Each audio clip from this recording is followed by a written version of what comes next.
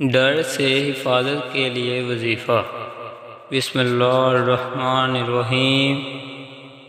جس شخص کو کسی بھی شخص یا چیز کا ڈر ہو وہ جمعرات سے شروع کر کے 8 روز تک صبح شام 70 مرتبہ حسبی اللہ الحسیب پڑھے،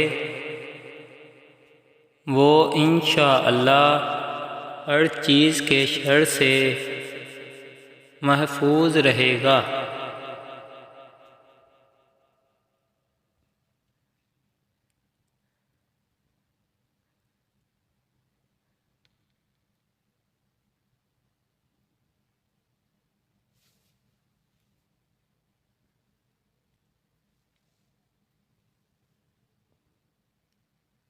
الحسیب